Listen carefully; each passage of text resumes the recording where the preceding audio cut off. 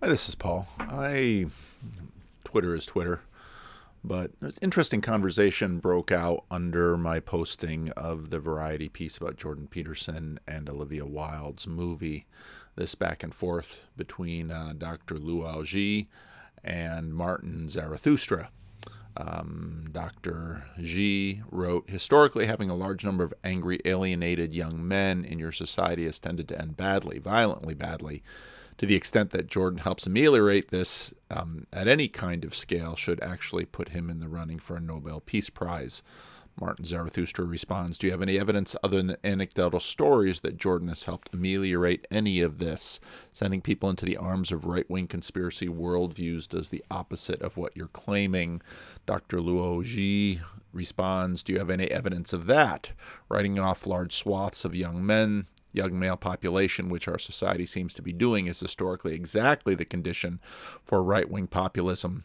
So anything which gives them hope to build a responsible future within society helps combat that.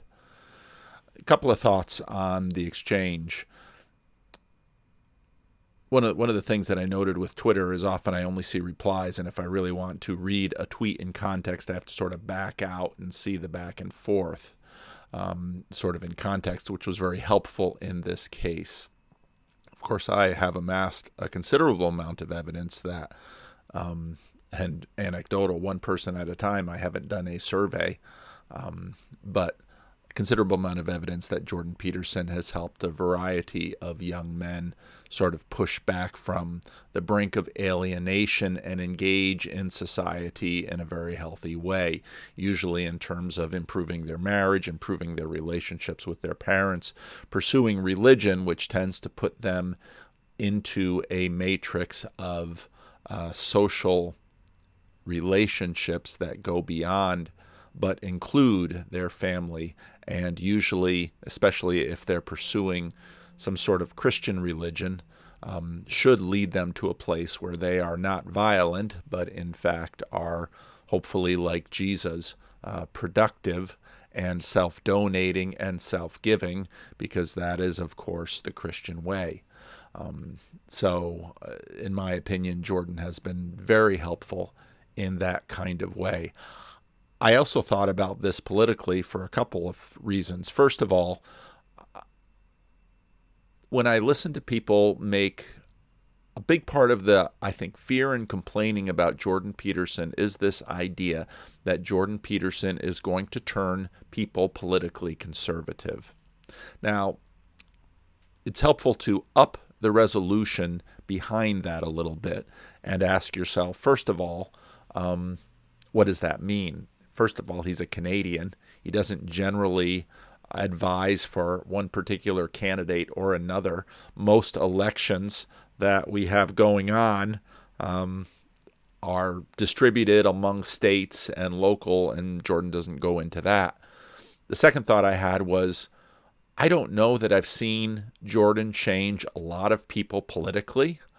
Now, I've seen a lot of people that were politically conservative to begin with sort of begin to cheer Jordan on because he seems to himself have become a little bit more conservative politically, although I'm not always sure exactly what that means.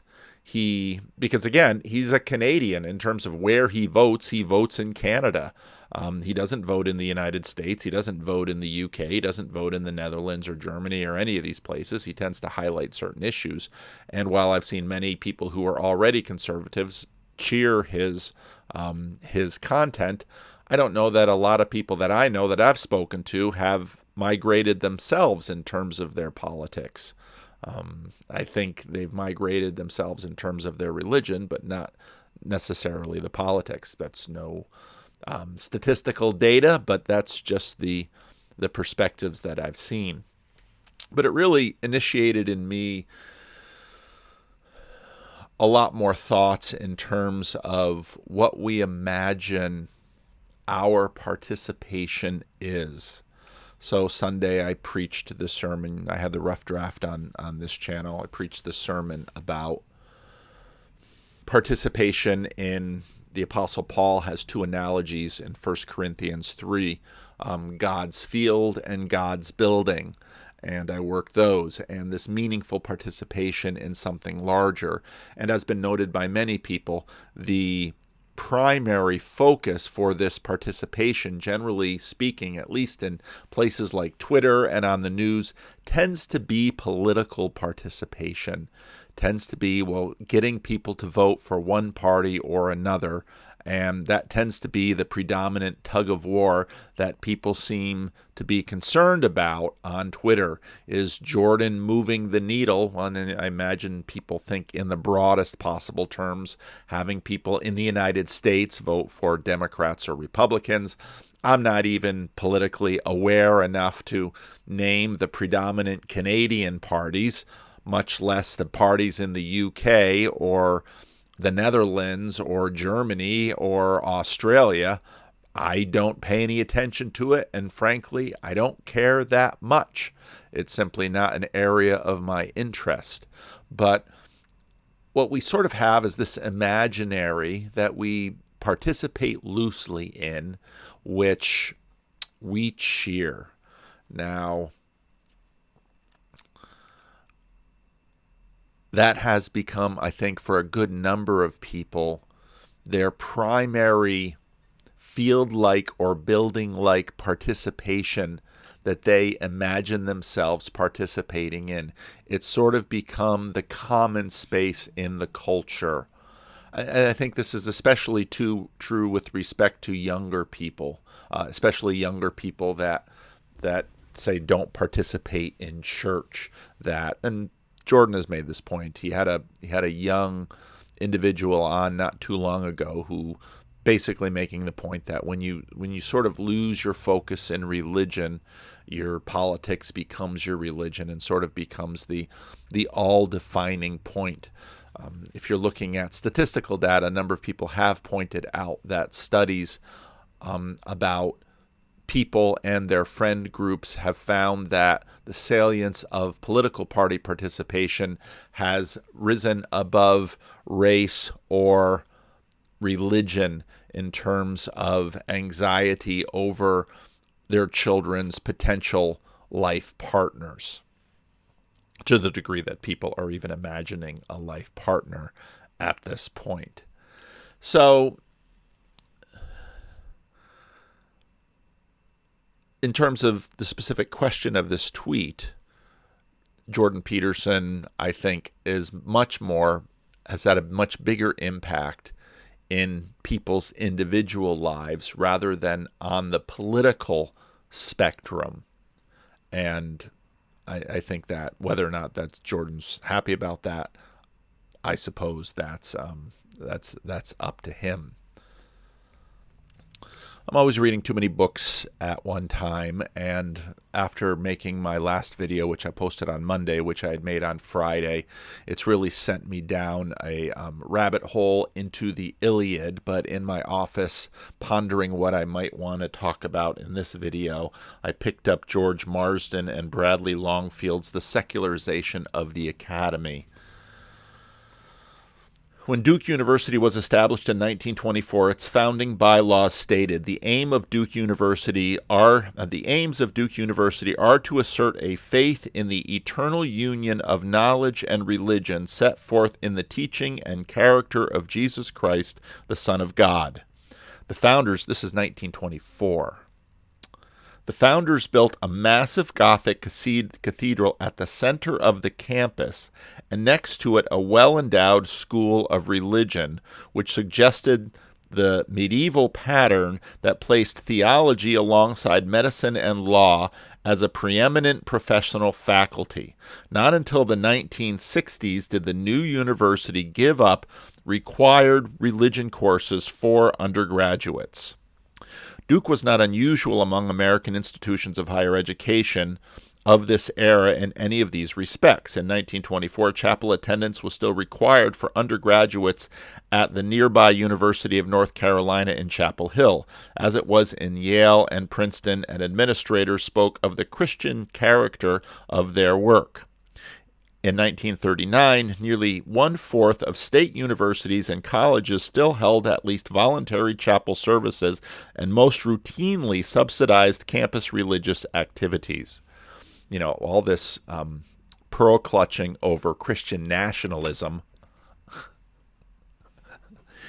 When Duke University built a Gothic cathedral at the center of their campus, they didn't just have extra cash they were throwing away. They knew exactly what they were doing. And what's amazing is how that project was dislocated. And one might ask, especially in terms of what it has been relocated into. A number of state schools gave credit for their coursework offered by denominational campus ministries. Most of the leading private universities included divinity schools. New cathedral-like towers were the architectural centerpiece at the University of Chicago, Yale, and Princeton. Wellesley College, founded in the 1870s by friends of Dwight L. Moody, that's Wellesley in Boston, Massachusetts, Wellesley, Massachusetts. Any of you who are at all familiar with that college, can you imagine a relationship with Dwight L. Moody? Gave up its religion requirements about the same time as Duke. This is forward by George Marsden, by the way. Nationally, as late as the 1950s, college-educated persons were somewhat more likely than other Americans to be active in religious groups, a trend that has since been dramatically reversed. Such positive relationships between Christianity and higher education in the 20th century were residues of a much stronger connection that had lasted for the better part of a millennium. In the United States, for example, until 1870, the great majority of colleges had their presidents, clergymen, who taught senior courses on moral philosophy that included Christian apologetics and applications of Christian principles to many areas of life and thought. In other words, if you wanted a college president, you looked for a minister, and the minister would not only hold chapels, but that minister would give college lectures on moral philosophy. Can you imagine that today?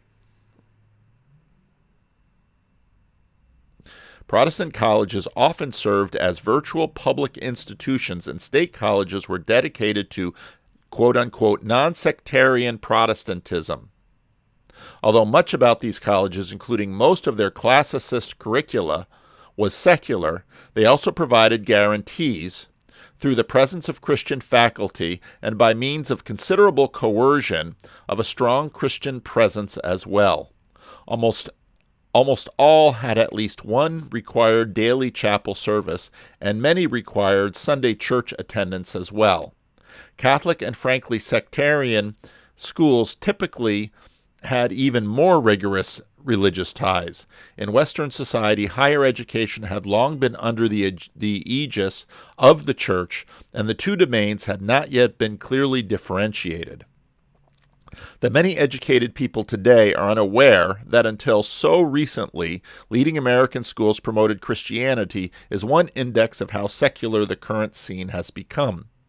Winners get to write the histories first, so the histories of higher education generally have been as secular as the academy itself. Histories that deal with American colleges before 1870, of course, have to take religion into account, since its presence was so pervasive, although a few institutional histories have almost succeeded in ignoring its influence. While with respect to the rise of universities since 1870, as D.G. Hart's biographical essay in Chapter 11 shows, a few general works recognize the place of religion. Many more in the vast literature of higher education ignore it. Strikingly few published studies provide a sustained focus on what has become of the religious dimension of the modern university. Until now, no general history has been published on this subject.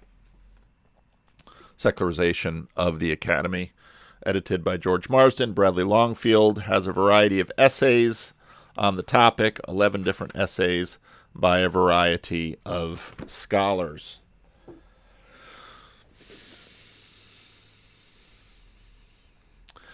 Why did this come across my path while I was thinking about things like the Iliad? You can find the book on Amazon, but given what I've known of what I've done to certain books, like this one, which I bought for like $6, and now you can only find it for hundreds of dollars. If you want a copy of The Secularization of the Academy, get it soon, or it'll probably go away. Mine was first purchased by, I bought it used, D.J. Fisker Ogden, spring of 1993. Probably bought it for a class.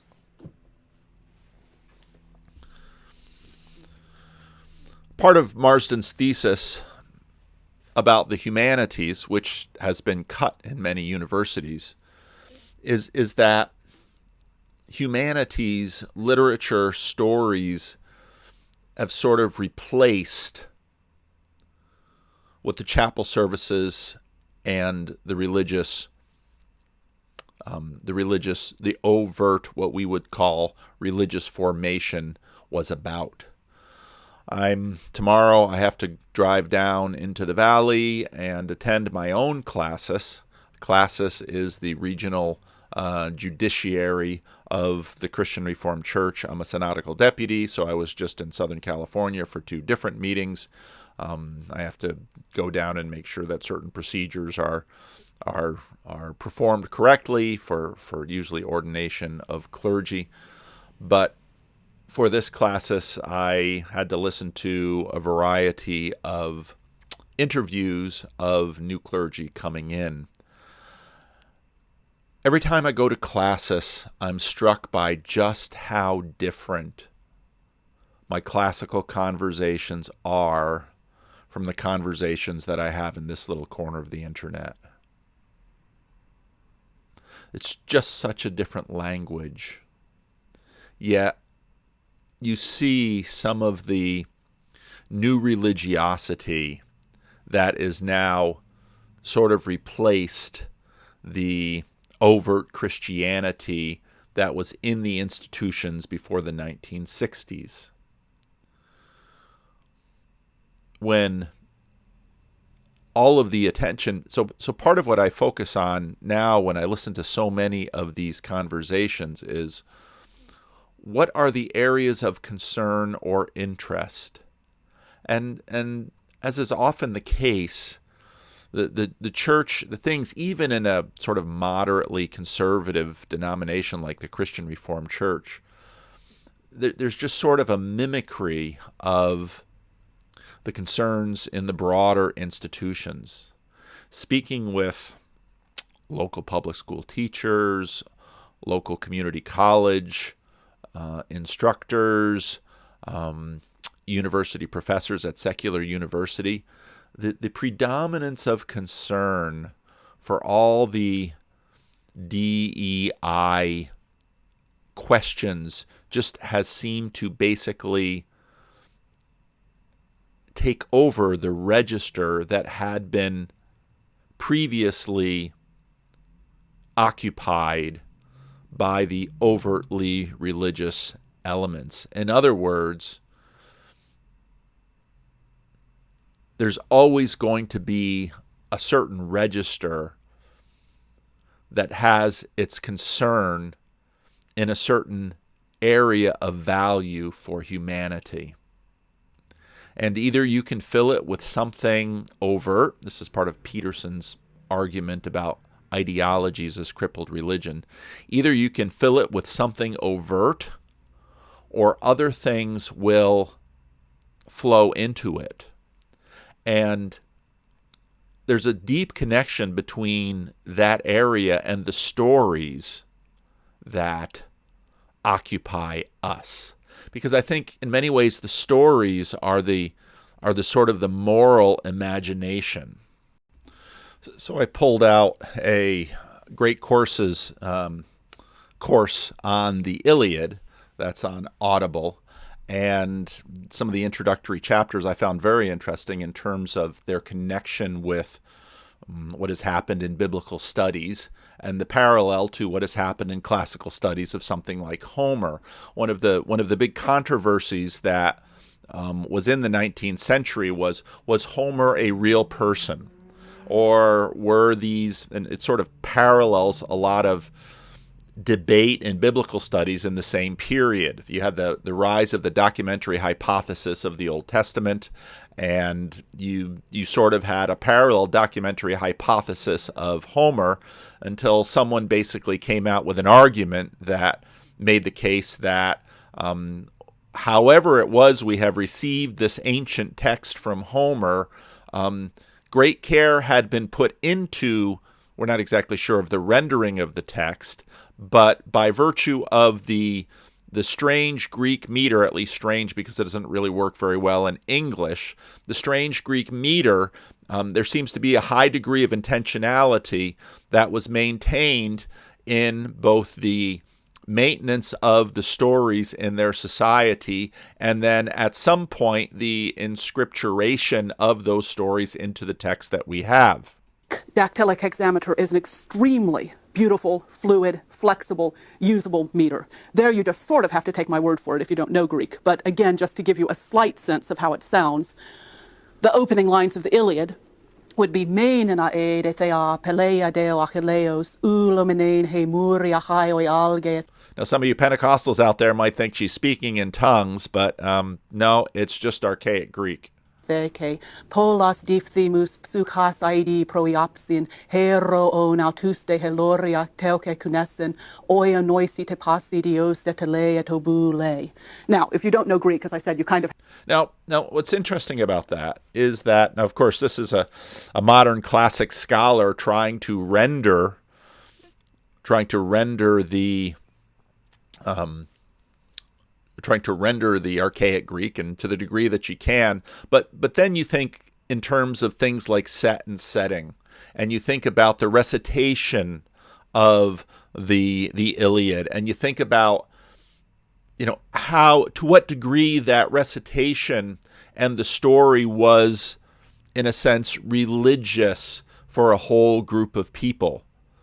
And to what degree was this sort of a psychotechnology that put a group of people and framed their world in terms of, these are the values and priority of our world. These are the things that matter. And of course, the thing that we have that's analogous to it is quite obviously the Bible. And the Bible has functioned in that way in the West, all the way to the present day. And it wasn't until fairly recently that, in fact, even on the American frontier, the Bible functioned in many ways as the book that sort of shaped the moral imagination of the country, and then even in the university up until the 1960s. Now, let me see if I can find the particular... there's a really cool argument in terms of how... I have to take my word for it. But the main point is that Greek works much better with an alternation of long and short syllables that fits into the dactylic hexameter line than English does. What Parry discovered with his theory of formulas was, to put it at its simplest, that in many, many different situations in a Homeric epic, when a hero is mentioned by name, Achilles, Hector, Paris, Menelaus, or when a god is mentioned by name, there will be an adjective associated with that name, an epithet, it's often referred to, that is not necessarily important for the given context, but that is very important for the given meter.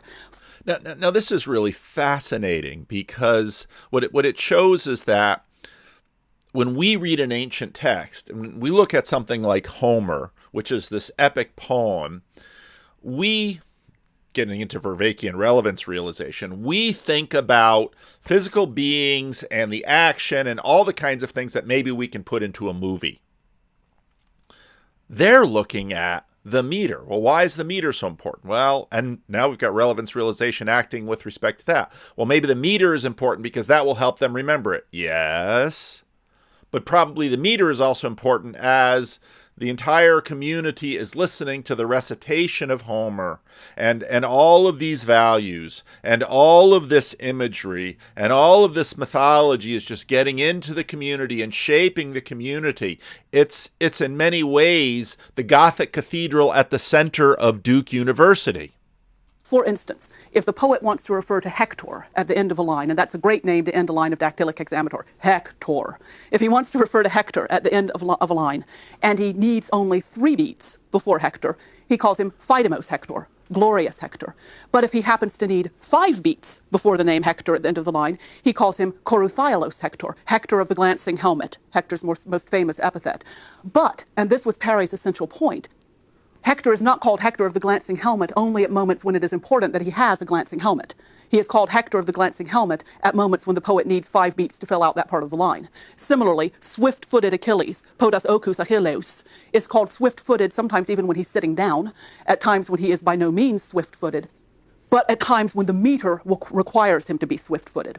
Furthermore, the cases I've just mentioned are the names of these heroes, Hector, Achilles, in the nominative case, that is, working as the subject of their sentence. Greek, like many other languages, has a case system in which the form of a noun is a little bit different if the noun is the direct object of the verb rather than the subject of the verb, if the noun is in the possessive case, and so forth. In each one of those different cases, these heroes have a different epithet. When Hector is in the genitive case, the possessive case, suddenly he's horse-taming Hector instead of Hector of the glancing helmet, because that's what fits metrically in that position in the line.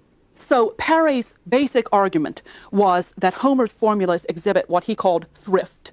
That is, different ways to refer to a particular character or concept will not occupy the same metrical position. Or putting it the other way around, for each metrical pattern, there's only one way to refer to, usually only one way, to refer to a particular character.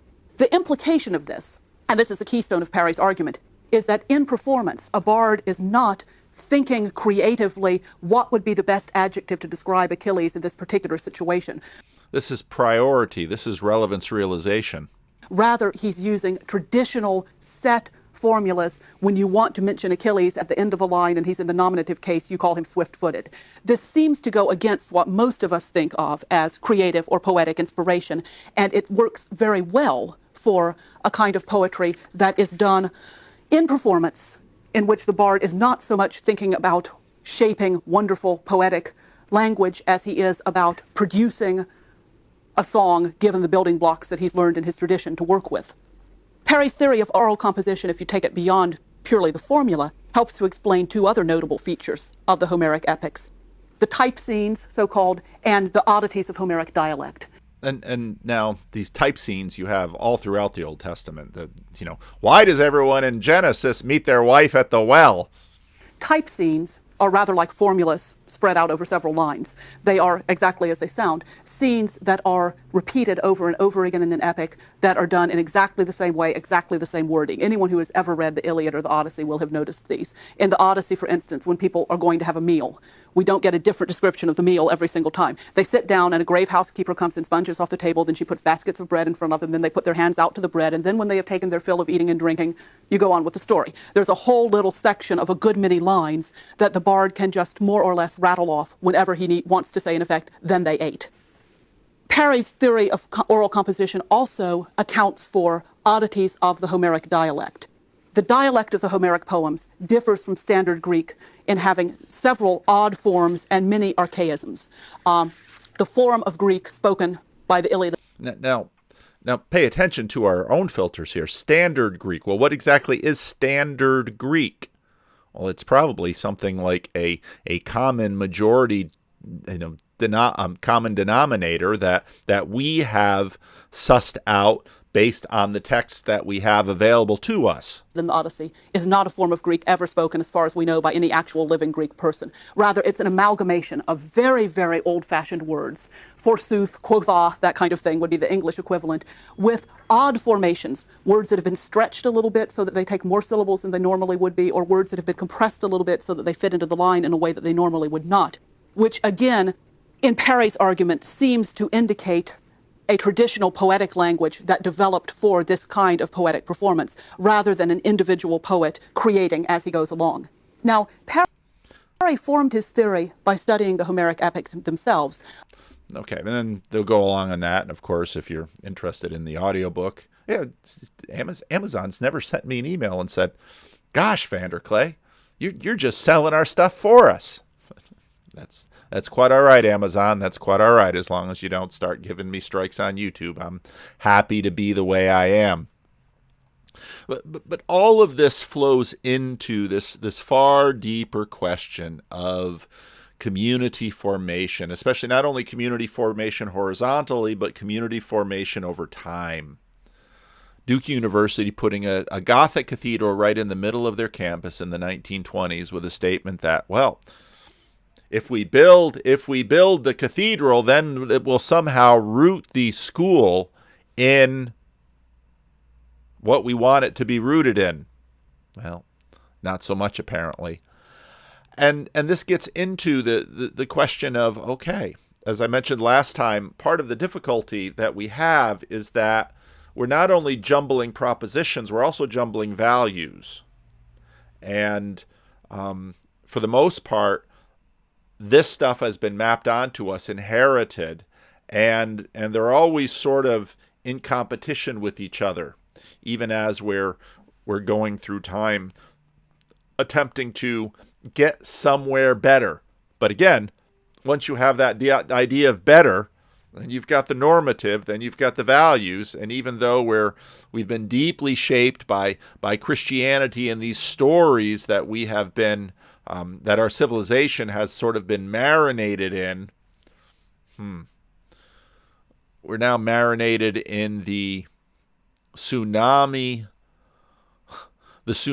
of stories that is coming at us through streaming TV and YouTube and everything else.